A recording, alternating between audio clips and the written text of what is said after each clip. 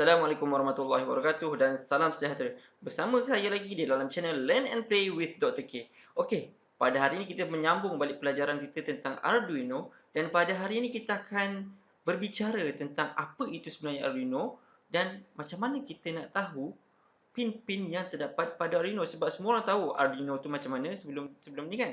Dan tetapi tak tahu macam mana nak guna sebab kat situ kita tengok ada beberapa pin yang kita mungkin tak tahu cara nak gunakan dia. Okey, dan pada hari ini saya akan terangkan benda tu.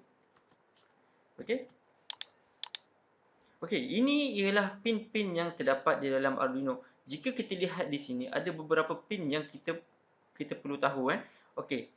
Saya akan terangkan satu demi satu. Kalau dari sini kita ada digital I/O pins, digital input output pins, kita ada analog input pin, kita ada voltage in, kita ada ground pin di sini dan ground pin di sini. Okey, kita ada juga ada apa 3.3 volts voltage power pin, ada 5 volt power pin, kita ada serial in, serial out dan sebagainya. Dan saya akan terangkan satu demi satu supaya semua orang boleh faham macam mana kita nak gunakan Arduino ni.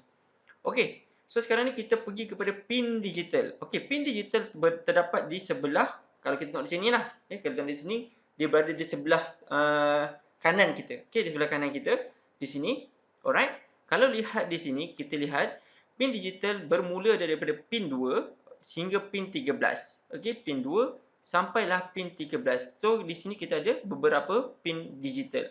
Okey, pin digital ni dia boleh bertindak sebagai input dan juga output digital. Kita boleh masukkan sebagai sama ada kita nak buat dia sebagai input ataupun output. Itu terpulang kepada kita.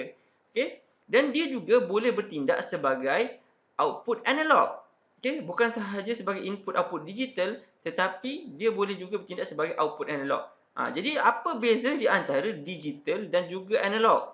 Nanti saya akan terangkan macam mana dia boleh jadi digital dan macam mana boleh jadi analog. Saya tak faham. Okey, contoh saya senang cerita. Input digital macam switch ataupun push button. Di mana kalau push button digital dia hanya ada uh, high dengan low ataupun on atau off. Okey, macam kita punya switch kat rumah tu, once kita tekan lampu akan menyala. Kita tekan lagi satu, padam. Okey, itu adalah sejenis yang kata digital. Maknanya dia ada dua keadaan sahaja, iaitu sama ada 0 ataupun 1. Okey, yang kedua pula kita ada contoh output digital. Okey, kita tadi ada input, sekarang output pula. Output macam mana? Output rupanya seperti LED. LED dan juga buzzer. Contohnya adalah LED dia boleh on dan juga off. Lampu LED on off. Kita boleh tengok bila kita tekan di on. Tekan lagi di off. Okey, itu adalah contoh sebagai output. Buzzer juga. Buzzer pun bila kita on dia akan berbunyi. Okey, bila kita padam dia akan stop berbunyi. So dia ada dua keadaan saja, sama ada on ataupun off. Untuk output analog pula seperti LED dan juga motor. LED juga sama, tapi dia boleh jadi analog. Itu beza dia. Okey. So benda-benda ni nanti saya akan terangkan macam mana dia boleh jadi analog. Walaupun pada hakikatnya kadang-kadang dia boleh jadi digital, tapi dia boleh jadi juga analog. Okey, nanti saya akan ceritakan. Okey, seterusnya adalah pin PWM ataupun pulse width modulation. Okey, sekiranya kita lihat di sini, kita lihat di pin digital ni, ada beberapa pin daripada pin 3, 5, 6, 9, 10, 11. Ini kita kenali sebagai pin PWM. Okey, maknanya di sini kita boleh menggunakan pin-pin ni sebagai output analog. Okey. PWM ni ialah sebagai satu kaedah kita untuk dapatkan isyarat output analog dengan menggunakan kaedah digital. Walaupun hakikatnya dia mengeluarkan signal 4 segi tu, okey, signal digital, tetapi dia boleh digunakan sebagai, dia akan bertindak sebagai analog, dia akan bermain dengan pulse width dia. Alright? Jadi di situ kita akan dapat signal dalam bentuk signal digital tetapi berbentuk analog. Okey? Jadi di sini bila kita bermain dengan bentuk analog, okey, kita boleh kawal dia punya voltan yang keluar daripada sinilah.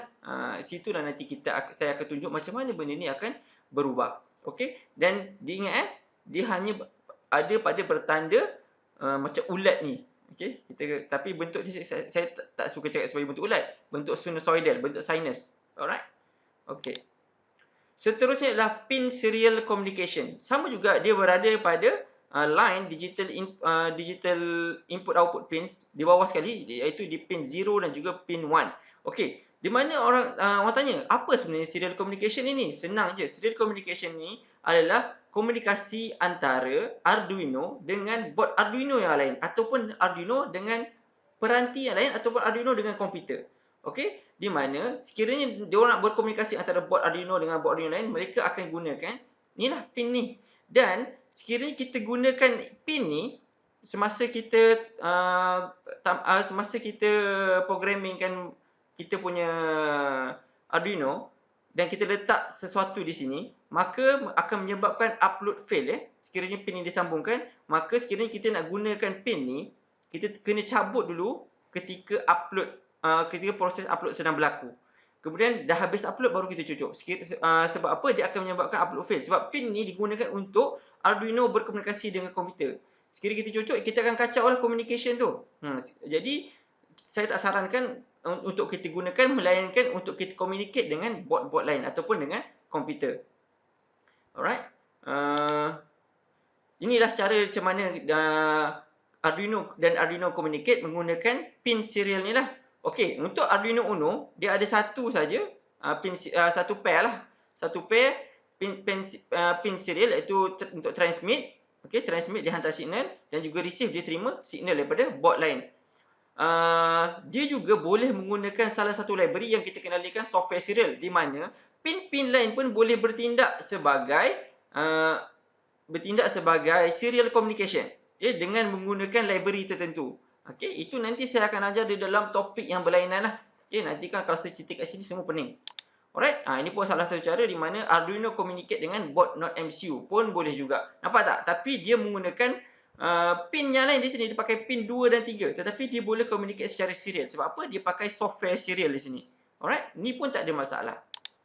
Okey, kita berbalik-balik kepada pin Arduino, tetapi kita lihat kepada pin analog. Di sinilah pin analog di sini. Okey, pin analog. Okey, pin analog kalau kita lihat di sini adalah daripada pin 0, A0 hingga A5. Okey, kita lihat di sini ia dijadikan sebagai input analog. Ingat dia hanya untuk input sahaja, tak boleh jadi lain. Okey, tetapi dengan kaedah yang tertentu kita boleh ubah dia sebagai input atau output digital. Itu dengan kaedah tertentu. Itu saya akan ajar dalam video yang lambat lagi lah. Okay, sebab ini kita nak cuba dapatkan output digital daripada sini. Walaupun dia input analog, tapi kita boleh dapatkan juga dalam bentuk digital. Okay? Tapi hakikatnya kita hanya gunakan untuk input analog sahaja. Okay? Contoh input analog ialah seperti potentiometer. Okay? Potentiometer, sensor, di mana kalau potentiometer tu kalau kita kan boleh kawal kan. Kita kawal dia punya rintangan tu. Jadi di situ ia akan bertindak sebagai input analog.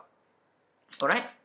Okey, seterusnya kita lihat kepada pin ground dan juga punca kuasa. GND ni stands for ground ground. Okey, digital ground. Kalau kita lihat di sini, di pin digital pun ada satu digital ground di sini, dan juga bila lihat di analog pun di sini ada dua pin ground. Jadi sama saja, boleh cucuk di sini dan cucuk di sini, di mana digital ground ni biasanya kita akan connect kepada negatif komponen lah, ataupun yang ada polariti biasanya yang memerlukan negatif. Jadi negatif tu akan di-groundkan di sinilah. Alright. Dan juga di sini adalah punca kuasa, di mana mana-mana komponen yang memerlukan dikuasakan dengan voltan tertentu, maka di sini dia boleh pilih sama ada sekiranya komponen tersebut memerlukan 5 volt, okey, 5 volt, maka di sini kita boleh connectkan 5 volt, okey. Dan sekiranya 3.3 volt diperlukan, maka kita akan connectkan 3.3 volt, bergantung kepada komponen yang kita sambungkan kepada Arduino ni lah. Alright.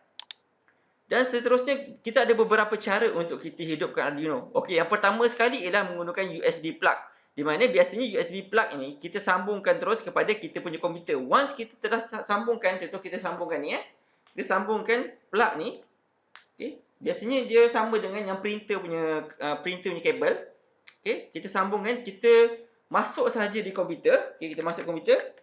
Secara automatik lampu akan menyalalah, menandakan bahawa kita punya Arduino kita dah hidup. Okey. So dia cukup. Kita punya kabel USB ni dah cukup untuk menghidupkan Arduino ni lah. Sebab apa? USB plug ni boleh provide sebanyak 5 volt. Okey, 5 volt. Dan kita juga boleh hidupkan dia juga dengan menggunakan plug charger handphone kita. Di mana sebab charger handphone kita pakai 5 volt tu.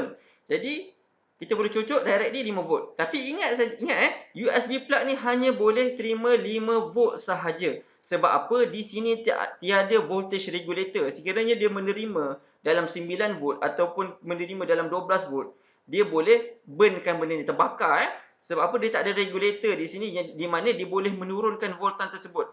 Dia tak mampu menurunkan di USB ni. Okey?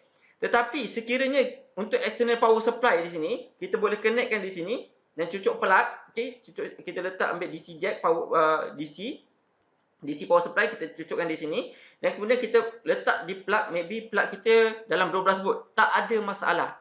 Okey, sebab apa? External power supply ni boleh terima 5 hingga 20 volt, tetapi optimumnya kita ambil 7 hingga 12. Tetapi tak ada masalah ya, sebab apa? Dia ada regulator. Di sini dikonekkan kepada regulator supaya voltan yang contoh kita supply 12 volt, tetapi dia akan diturunkan kepada 5 volt untuk dihidupkan Arduino. Jadi tak ada masalah. Sama juga dengan Vin. Kalau lihat pada Vin di sini, okey, Vin di sini, okey, Vin, voltage in pun sama juga, kaedah dia sama macam external power supply. Jadi kita boleh juga connectkan ke sini berapa volt sampai 20 volt tak ada masalah, tetapi kita sarankan 7 hingga 12 volt bagi mengelakkan sebarang kerosakan berlaku. Okey, itu cara-cara untuk hidupkan. Okey, so saya cerita tentang signal digital tadi Okey, signal digital ni hanya ada dua keadaan saja, on, off. Sebab apa? Dia ada 0 volt dan juga 5 volt. Okey, itu sahaja. Maknanya sekiranya kalau kita supply 0 volt kepada komponen tersebut, maka dia akan padam. Okey, dan sekiranya kita bagi dia 5 volt, dia akan on. Tu saja. Contoh macam LED, kita bagi dia 0 volt, dia off. Kita bagi dia 5 volt, dia on. Itu sahaja. Maknanya dia tak ada keadaan lain. Alright? Contoh macam buzzer juga. Okay, kita bagi 0 volt, dia akan padam. Bagi 5 volt, dia akan berbunyi. Okay. Maknanya dia ada on dengan off. Itu sahaja. Kalau kita lihat kepada signal analog, okay, rupa dia berbeza kalau kita tengok pada masa. Sebab apa? Dia punya maksimum adalah 5 volt. Okay. Sekiranya kita bagi supply 5 volt kepada satu lampu LED, okay, dia akan menyala dengan kadar yang paling terang lah. Sebab itu adalah maksimum dia 5 volt. Tetapi di sini, kita lihat di sini, sebab apa? Dia berbentuk sinusoidal. Di mana kita boleh ambil voltan di sini, okay? Di sini mungkin dia boleh jadi 3.3 volt, dia boleh jadi 2.5 volt, dia boleh jadi 1 volt, dia boleh jadi 4.5 volt. Tak kisah berapa-berapa sebab dia ada slope macam ni. Jadi di sini, sekiranya kita supply, contoh kita supply 3.3 volt pada kita punya LED, maka LED tersebut akan jadi, dia tak terang sangat tetapi dia akan jadi malap sedikit. Okey, contoh dia ni saya kata seperti motor dan juga lampu malap. Bila signal analog kita provide pada motor, kita boleh kawal kelajuan dia. Okey, kita nampak kan? Motor tu bila kita bagi voltan yang paling tinggi, dia akan jadi laju. And then bila kita slow, kita bagi voltan yang perlahan, dia akan jadi slow. Okey, itulah bentuk analog. Okey, contoh output analog. Lampu pun sama juga, LED. Contoh kita boleh bagi dia jadi malap. Okey, dengan kita bagi voltan yang rendah. Okey, di sini kita boleh pakai dimmer light tu kan, lampu yang boleh dimalapkan. Jadi di sini dia bergantung pada nilai voltan yang kita supply kepada kita punya peralatan. Okey, ini adalah signal analog. Okey. Tetapi kita lihat pula kepada voltan dan arus pada pin. Voltan dan arus pada pin Arduino ni. Okay, kita lihat. Okay, sebab apa? Kita kena tahu voltan ni pada setiap pin ni berapa voltan yang disupply. Berapa arus yang disupply. Okay? Pada setiap pin ni dia hanya boleh supply 5 volt sahaja. Maknanya dia hanya mampu menghidupkan peralatan 5 volt sahaja. Contohnya macam apa? Macam LED, macam buzzer. Tetapi sekiranya contoh macam kita ada LED 12 volt, ada juga LED 12 volt, bila kita supply, kita cucuk di sini, dia tak akan hidup. Sebab apa? Sebab dia hanya mampu supply 5 volt saja. Dia tak mampu sampai 12 volt dan LED tersebut tak akan menyala. Okay, so kena tahulah, kena take note that 5 volt saja dan arus yang dialirkan hanyalah 40 mA saja, kecil saja. Tak besar. Jadi dia tak boleh menghidupkan peralatan-peralatan yang besar, contohnya macam cerek elektrik, macam toaster, dia tak boleh. Okey, sebab apa? Sebab arus yang tu tinggi, jadi dia tak mampu. Jadi kita kena tahu kemampuan Arduino ni. Tetapi ada cara untuk kita menghidupkan benda-benda macam tu, di mana kita akan ajar dalam topik yang berbeza. Okey, saya rasa itu sahaja tentang pengenalan terhadap Arduino. Okay, kita nak tahu pasal Arduino ni macam mana, at least kita dapat tahu pin-pin ni apa. Okey, sehingga bertemu lagi di dalam Learn and Play with Dr. K pada topik yang akan datang yang lebih menarik. Jangan lupa subscribe dan juga share pada orang lain. Sekiranya terdapat persoalan ataupun apa-apa pertanyaan yang ingin ditujukan, okey, sila komen di bawah. Okey, sehingga bertemu lagi. Assalamualaikum warahmatullahi wabarakatuh.